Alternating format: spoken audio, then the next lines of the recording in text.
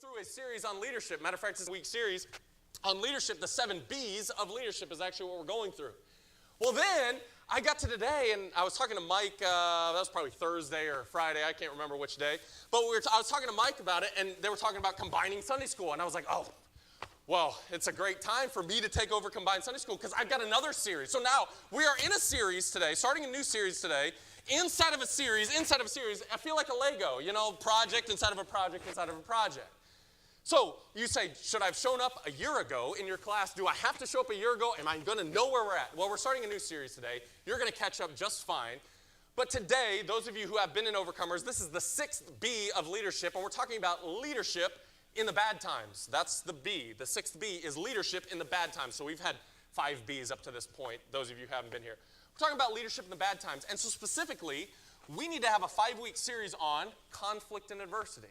And so specifically from the leadership perspective. And so for the next 5 weeks, through the month of June, we're going to meet every single week, and we're going to talk about what does the Bible say? Matter of fact, how did Jesus deal with leadership and conflict and adversity? Matter of fact, look in your Bibles. You're in Proverbs chapter number 24. Look what the Bible says about adversity in verse number 10 of Proverbs 24. Verse number 10 says this: if thou faint in the day of adversity, thy strength is small. If thou faint, thou, that's a singular pronoun in the King James Bible. It starts with a T, so it's a singular pronoun, right? If thou, so it's talking specifically about you. If you faint, right? We all know what it means to faint, right? To collapse, to crumble, right? In the day of adversity, in other words, when adversity comes, if you faint when the adversity comes, your strength is small. I don't know about you, but as a leader, I don't want my strength to be small. Matter of fact, I don't know about you, but I don't want the strength of victory to be small. And so we've got to understand, how do we deal with conflict and adversity? How do we handle it? How do we approach it? What's our approach should be? And so for the next 5 weeks, we're going to go through a series on how we can approach adversity, conflict and adversity in our life. And so today, we're going to tackle the first piece of conflict and adversity, and that's anticipating conflict and adversity. We're going to anticipate conflict and adversity. If you would, turn over in your Bibles to Mark chapter number 10. Like I said, we want to look at Jesus and how he tackled adversity as a leader, because I believe he was the best leader to ever live. Why study George Washington when you can study Jesus, right? So we're going to study Jesus and how he dealt with conflict. You say, Jesus had conflict and adversity? Yeah, like his entire earthly ministry. You ever heard of the Pharisees? Right? That was basically their job for 3.5 years, was to add conflict and adversity. And so we're talking today about anticipating conflict and adversity. That word anticipate, I like to kind of break things down. Anti, sometimes it means against, but in this context, it actually means before or in front of. That prefix means before or in front of. Sipate, it actually means, to grab or to take. So literally the word anticipate, if you go back to its etymology, it's etymology. That's what we're going back to. If you go back to its etymology, what you're going to find is that it actually means to grab or to take before. So when you anticipate something, you're grasping a hold of it before it happens. And so that's what we're looking at today. We're looking at how can we grasp a hold of adversity before it happens. That's what it means to anticipate conflict and adversity. Look at Mark chapter number 10. Look at these 3 verses. Verse 32, we're going to start. We're going to look at these 3 verses very quickly and look at the anticipation Jesus has for conflict to happen. Look at verse number 32. The Bible says this: and they, that's Jesus and the disciples and his followers, were in the way going up to Jerusalem. And Jesus went before them, and they were amazed. And as they followed, they were afraid. We're going to come back to that here in a second. And he took again the 12 and began to tell them what things should happen unto him, saying, behold, we go up to Jerusalem, and the Son of Man shall be delivered unto the chief priests and unto the scribes, and they shall condemn him to death, and shall deliver him to the Gentiles. And they shall mock him, and shall scourge him, and shall spit upon him, and shall kill him, and the 3rd day he shall rise again. So what Jesus is doing right here, matter of fact, there's multiple passages I could have brought you to where Jesus is anticipating the struggle, the conflict, the adversity that's about to happen. Sometimes it's as they're entering a certain city. Sometimes he's preparing them for the death, burial, and resurrection that he is going to undertake, ultimately ending his earthly ministry. So he's preparing them. But you say, okay, how do I anticipate adversity? What can we take from Jesus in these 3 verses and anticipate adversity better in our life as leaders? Because, by the way, you're a leader whether you want to be or not. You're a leader whether you know it or not. So every single one of you in this room are leading somebody. You are influencing somebody regardless of how you feel about wanting to influence somebody. All of us are. And so the question is, how do we anticipate the adversity we're going to face? Well, number one, if we want to anticipate adversity better, number one, it requires a prediction. Number one, if we want to anticipate adversity better, it requires a prediction. We just read what Jesus said in verses 33 and 34. And what you see is one prediction after another. Like he starts out with, we're going to go into Jerusalem.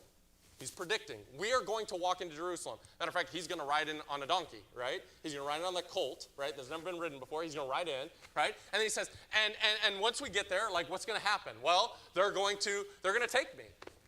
They're going to scourge me, he talks about. He talks about they're going to spit upon me. What is he doing? He's predicting the adversity that they're about to face. Let's apply that to a leadership space. As leaders, here's the thing. Go ahead and predict adversity now. Because this is what we tell my basketball team. We have weeks where, we talk about sleep for a week. We'll talk about diet for a week. We talk about adversity for a week. And we just take a topic each week throughout the basketball season, and we talk about it. Here's what we tell our team that first day of the week of adversity. We tell them this. Hey, guys, there's a lot of things we can't promise you this year. A lot of things. Matter of fact, I can't promise you you're going to get the minutes played that you want to play this year. Might not happen. May or may not. I don't know. I can't promise some of you that you're going to get the shots that you want. I can't promise you that you're going to make the shots you want. Matter of fact, guys, I can't promise you we're going to win a game this year. After going through 2 COVID seasons, 2020 and 2021, I can't even promise you that we're going to finish the season anymore. I can't promise any of these things. But I tell them, there's one thing we can guarantee this year. There's going to be adversity. I don't know what it's going to look like. It might be in the form of an injury. It might be in the form of a loss. It might be in the form of, in practice, a coach getting on to you. But there's going to be somewhere throughout this season where you specifically are going to have to deal with conflict and adversity. And it's the same thing as leaders. I don't know what the adversity is going to look like. Matter of fact, this week, I can guarantee you, it's a tough guarantee, but I guarantee you, you're going to have some sort of adversity. Matter of fact, many of you didn't even need to think about some of the adversity that you had to face this past week, right? It was a physical need, or maybe it was a tough conversation that you had. Each one of us had some sort of conflict and adversity. Now, it doesn't mean that it was all the same. Well, I was dealing with the death of one of my students. That was the adversity I was facing this past week. Okay? Some of you are like, oh man, I was just dealing with, arthritic knees. Like, I don't know what adversity you're going to face. And I'm not saying it's all on the same level, but every single one of us, as leaders, are going to face adversity. And so the first thing we need to do is we need to predict it. We need to go ahead and say, hey, it's coming. It's coming. It's going to happen, so go ahead and say it. Go ahead and talk about it. You're like, I don't want to say it because I don't want to bring it upon myself. It's going to happen anyway. The prediction's coming. It's going to happen. Jesus went through his entire earthly ministry, and it seemed like every single day that we have recorded for us, there was some sort of conflict and adversity he was going to face. And so he goes ahead, and he's predicting it. Now, did he need the prediction? Probably not. The disciples did, though. The followers did. Like, they were kind of walking along like, yes, he's going to go take over the Roman government. He's going to set up his kingdom. He's going to be ready to go. And they're thinking this is all hunky-dory, and he's just going to go take over everything. And he's going, no. There's going to be some conflict and adversity. I'll eventually come set up my kingdom, but first, they're going to spit on me. First, they're going to pluck out my beard. First, they're going to put me to death. First, they're going to hit me with the cat of nine tails 39 times. That's the first thing that they're going to do. And he goes ahead and he predicts it. It's coming. The second thing about Jesus' prediction, not only was it coming, but the second thing was it wasn't going to be easy. The same thing is true for your adversity that you're going to face this week, right? I challenge you to think about it. What adversity could I face this week? Is it a conversation with a coworker, right? Maybe you have that one coworker, you get everything set up, you got the spreadsheets all on your computer, you're ready to go, you're ready to tackle 3 hours of working on this, and you've got that one coworker that walks into your office and talks for 3 hours because they don't do anything, right? Maybe that's the adversity you're going to face. I don't know. But here's the deal. The adversity that we're going to face, it's not going to be something easy. It wouldn't be adversity if it was easy, right? So it's going to be difficult, and it is coming. Go ahead and predict it. It's part of life. We're going to face adversity. And then on top of that, as leaders, as people who are parenting children, as people who teach in the school, whatever it is, we are going to face some sort of adversity. And so we might as well go ahead and predict it. We might as well anticipate it. You say, why? Because the second point is the most important. After you predict that adversity is coming, number two, if you want to anticipate adversity better, number two, you've got to prepare for it. Go ahead and prepare yourself. If you know it's coming, okay, if I know it is going to frost tonight, I've got a huge garden out in the back, right? I know Dan and Mary Beth, they've got a garden. Some other people of you have gardens, right? Okay? If it's going to frost tonight, right? I know it's coming, right? What am I going to do as a gardener? Well, I'm going to go out there and I'm going to grab a sheet and put it over as many tomato plants as I possibly can. Why? Because the tomato plants, if they get frost on them, they will die. I will not get any fruit out of them, right? I'm preparing for it. The same thing is true with adversity. It's time to go ahead and prepare. If you and I both know this week we're going to have some sort of adversity, prepare for it. Go ahead and predict it. Go ahead and say, yep, it's going to happen, and here's how I'm going to prepare for it. Okay? How do you prepare for it? How can we see Jesus preparing for it in these three verses? Here we go. Number one, you prepare for it with processes. Number one, you prepare for it with some processes in place. Now you go, okay, let's talk about Jesus first. What processes did Jesus have in place? Well, I think the process that he had in place and that we see here in these three verses is he talked about it. He didn't shy away from it. He didn't run away from it, which would also be a process, by the way. But he didn't shy away from it. His process was, okay, let's talk about it. I know what's happening. I know at the end of my earthly ministry, I know exactly what's going to happen. They're going to spit upon me. They're going to scourge me. They're going to put a crown of thorns on my head. I'm going to die. I'm going to be buried. But then the third day, I'm going to rise again. So let's talk about it. Let's have a conversation about it, right? He put processes in place. You currently have a process in place for dealing with adversity too. Now, most of the time, it's a bad process. Let me give you an example. When adversity hits, some of our process is reacting. Okay, so there's a difference between reacting and responding. You get the difference. Your brain is involved, right? Reacting, your brain's not involved. Responding, your brain is intentional. It's involved, okay? So there's a difference between reacting and responding. Most of us, at many times when adversity hits, we react.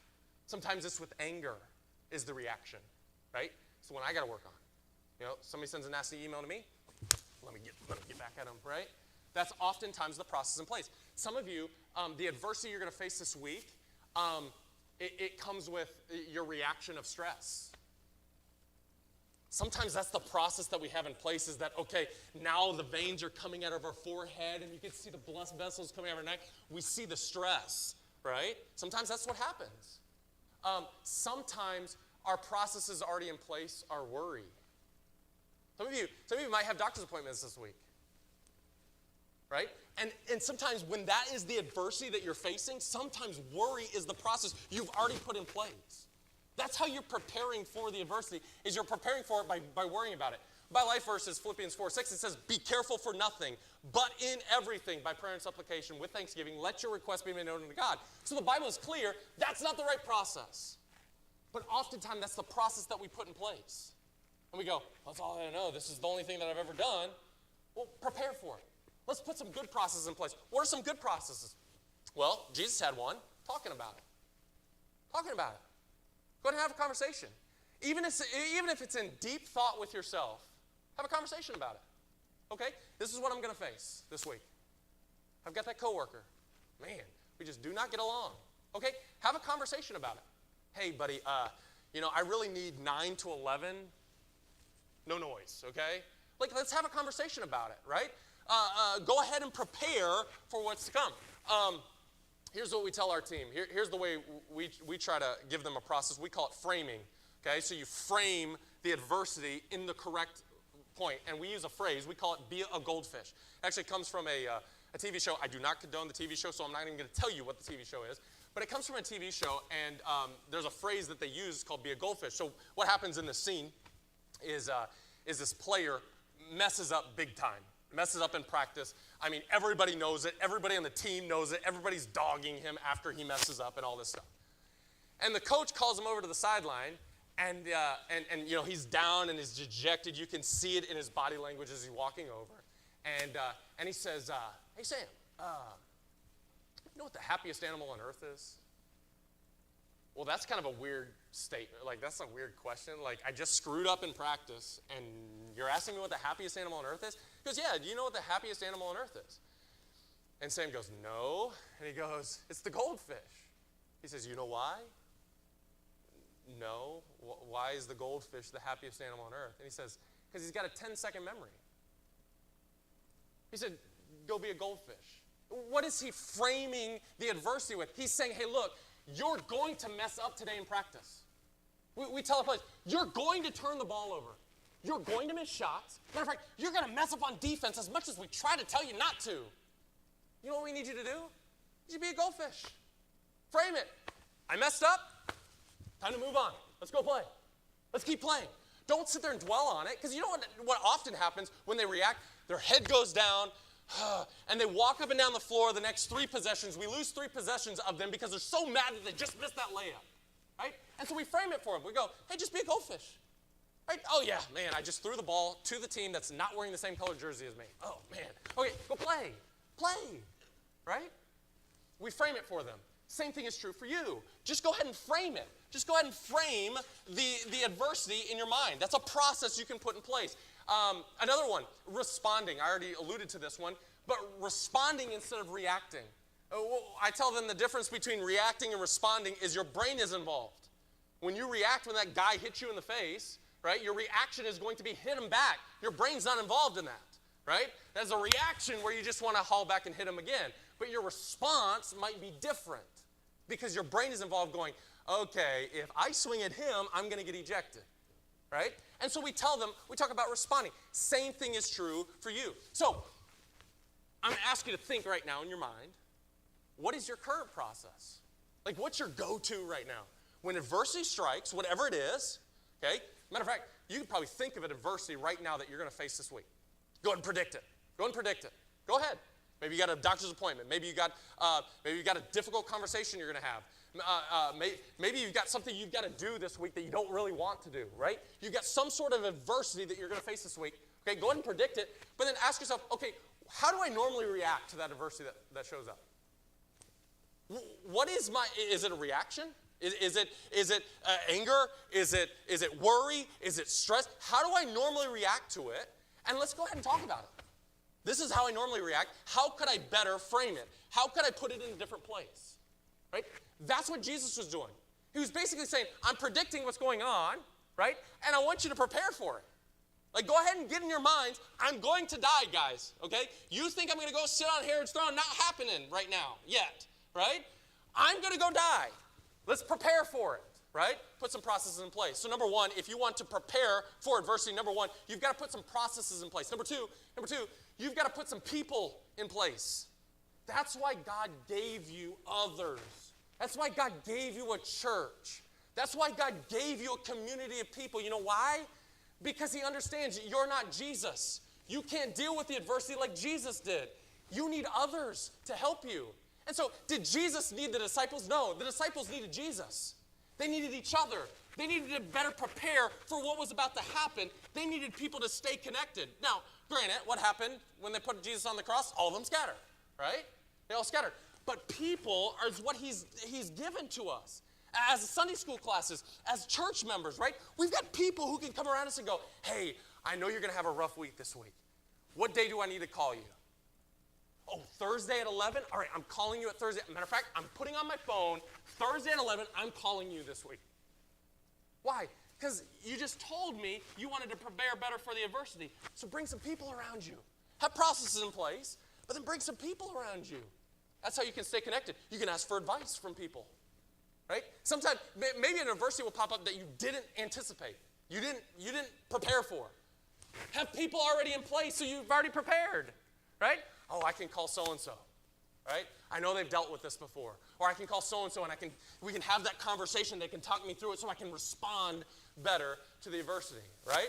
So number one, how do you prepare for adversity? It's with processes. Number two, it's with people. Here's the third one, my favorite one. Practice. Practice adversity. You're like, okay, this is going to be a good point. All right. Okay, here's what I do with and I apply everything to my team, and then, as you can tell, I'm a coach at heart, and then I'm a teacher, okay? So here's what I do with my team.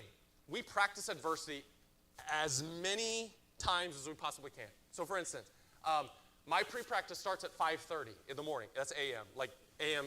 almost morning, not quite morning yet, a.m., okay? 5:30 is when I start pre-practice. Practice starts at 6. Do you think there is any 14 to 18-year-olds that are like, yes, I get to get up at 5? Not a single one of them. No, they want to stay up till midnight playing video games, and then they want to get up, 11, 11:30, just in time for lunch. They don't want to get up that early. But you know what I try to do? We try to put some adversity in their way so that when they have to do something they don't really want to do, when they show up for a game and they're like, man, I'm just not really feeling it. Girlfriend broke up with me, all this stuff, right? We want them to know, how do we want you to show up when you don't feel like it? Right? We're practicing it. Another thing we do, that week of adversity, I go tell 2 guys, I'm like, okay, today at practice, here's what I want you to do. I want to see how good of actors you guys are. They're like, okay.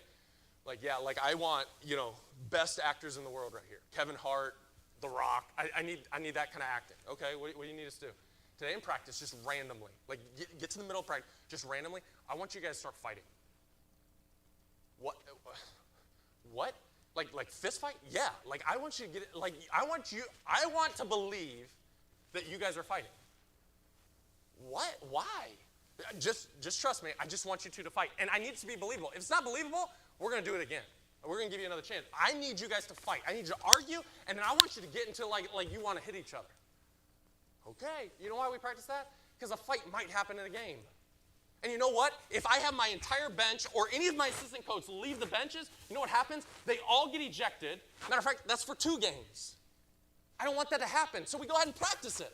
When they start getting in a fight, okay, what are we going to do? You guys are not coming off the bench. Matter of fact, you guys are sitting there, and you're grabbing the dude next to you to make sure he doesn't come off the bench, right? We go ahead and practice these things. Why? So that when the adversity shows up, if it does, we're already prepared. We're going ahead and anticipating it. Now you say, okay, how does that apply to me? Because I can't start a fight with my wife and, practice it. That doesn't go over very well. How do I practice, okay? Find some ways that you can practice some things that you're going to deal with. So one of the main adversities that we face are things that we didn't know were coming. They're kind of, they're not terrible things. Like they're not like bad adversity or conflict. They're just things that they're nuisances. You know what I mean? So there's a couple things that I do. The first one is this. Every day, and I don't do it every day, but I try to. Every day I try to eat something I don't like. You're like, what don't you like? Well, green Jell-O is at the top of the list. You're like, green Jell-O? Yeah, cannot stand green Jell-O. I remember as a kid sitting at the lunch table on Sunday afternoons for 3 hours trying to mix green Jell-O with my mac and cheese so that I could just get it down. I cannot stand green Jell-O. But I'll tell you, over the years as I've started to eat some more green Jell-O, I'm not asking for it. Like I'm not going to a restaurant like ordering it, but I can handle it. Mushrooms is another thing. I'm not really the biggest fan. It starts out like you just hide them under pepperonis on pizza, right? Tastes like a pepperoni, right? Just do those kinds of things. Why? Because adversity is going to come, and it's going to be one of those nuisance things like, I don't really want to. I would say if you're going to do that, don't pick Twinkies. Oh, I hate Twinkies. No, pick something healthy, okay? Something that's actually going to benefit you a little bit, right? Okay? Pick something you don't like and eat it. Try to eat it. I try to do that once a day. It doesn't happen every day. You say, what did you do last night? I ate a salad, and I don't really like raw onions. I like cooked onions, like on a burger or something like that. I don't really like raw onions, and that one last night was hot. That one lit me up, right? But what did I do? I put raw onions on my salad, and if I had enough carrots and had enough lettuce and had enough olive oil, drizzled on it, it was okay. I could handle it, right? Tried to eat something I don't like. And you say, is that really that big of a deal? Well, it's already preparing me. Onions aren't going to stop me. And so this little nuisance, this person who comes in my office as I'm in the middle of doing something, right? That little nuisance of a thing, that little conflict, that little adversity, it shouldn't faze me. I shouldn't turn into, a werewolf, getting mad when that little nuisance happens because I'm used to it, right? What's another thing little nuisances. You're in the shower, right? You finish, showering and everything. Before you turn the water off, turn the hot off.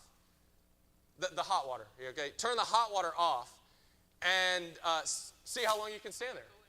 See how long you can stand there, right? You're like, actually, you should look up the health benefits. Huge health benefits of shivering, okay? So I turned the hot water off. Now you're like, how long do you stay? It started out like 3 seconds, okay? Matter of fact, maybe not even that, maybe like 1. Let's like a toe. Okay, all right, I'm out, right? Sometimes that's how it started. But over time, what are you doing? You're building up the adversity, right? Courageous conversations. Okay, let's get in depth. Just start having some difficult conversations, right? Bring up politics somewhere, okay? You'll have a courageous conversation somewhere, okay? Right? What are we saying? So often our reaction to adversity is to avoid it. That shouldn't be our reaction. We want to go ahead and anticipate it and prepare for it so that we're not shocked when it shows up. Now, I'm not saying you're going to end up practicing the exact thing that's going to happen. I'm not saying that. But over the course of time, we call it mental toughness, but you're going to build up some of that because you're preparing, you're practicing whatever it is. And so I challenge you, practice it. What was something I had to do adverse this past week? I have another principal in our school system. So I'm the Hope Academy director, so I report to the superintendent, just like all the other principals. So we're kind of all in the same line. Well, one of the principals in the district, she likes to think she gets to tell me what to do, and she gets to down my staff, and that kind of thing. You've dealt with people like that before, right? And so she's been sending a lot of emails, CCing the superintendent in it, and just trashing my program and trashing me. He doesn't know what he's doing, those kinds of things. So this past week, I had to walk into her office. I had to have a conversation, a courageous conversation with her. We'll talk about that in a few weeks. But I had to walk into her office, and you know what I led with? I led with, do you think I'm terrible at my job? You're like, okay, what does this have to do with anything? Well, you know what I did for the 3 days as I was leading up to it, like I was like pumping myself up to go do this? I practiced in the car. I was like, okay. And some of you are like, I passed you. I saw you talking to yourself, right? That probably happened, okay? I was in the car, and I go, okay, first question out of my mouth, do you think I'm terrible at my job? Okay? How could she respond to that? Okay, well, first one, how I think she wants to respond to that is, yes, I think you are awful, and I think you ought to be fired, okay? Well, guess what? You don't get to fire me. Okay, so that's not how I want to respond, right? I don't want to, nitpick with her because she's nitpicking with me, right? So what did I do? I talked it out. I practiced it in the car. Buddy was riding home in the car with me yesterday from Greenville, our dog. Our dog was riding in the front seat with me. You know what I did with the Sunday school lesson? I practiced it. I practiced it, and Buddy heard it, this whole thing, right? I practice these conversations. Why? Because when I show up to the adverse situation, I want to be prepared. I know it's coming, so why not practice? Practice is a great thing, so go ahead and practice it. I think Jesus, matter of fact, I could take you to some passages, we're already out of time, but I could take you to some passages where Jesus was practicing for his disciples, where he was preparing them. He was getting them ready for what was about to happen. He was allowing them to interact with some Pharisees and Sadducees. He was sending them out on their own, where people were going to, banish them and send them away. And he told them, kick the dust off your sandals and walk and go on, right? He was preparing them for the adversity. They were practicing. So I think it's important for us to practice if we want to anticipate the adversity that's coming. Because all of us know this week, it's not all going to be unicorns and rainbows. There's going to be something that's going to be difficult this week. How do we want to prepare? Go ahead and predict it and then prepare for it. Next week, here's what you can look forward to. We're going to talk about accepting it. Matter of fact, embracing adversity, leaning in to adversity. I think that's important. I think you ought to want the adversity because you and I both know when adversity strikes, oftentimes we come out on the other side stronger, right? So why are we shunning away the adversity that's actually helping us, right? We go into a gym to pump iron. Well, okay, I don't want to get into that right now. All right, let's pray. Lord, we thank you for this day. We thank you for the opportunity to be here in Sunday school. Lord, I pray as we look into this topic of conflict and adversity, as we go through these passages here in Mark, Lord, I pray that you'd help us. Lord, I pray that you'd help us to prepare for the adversity that we're facing. And Lord, I pray that you'd help us to be more courageous in some of the things that we do by anticipating the conflict, anticipating the adversity that we're going to face. Lord, I pray that you'd be with Pastor in the service to follow. Give us some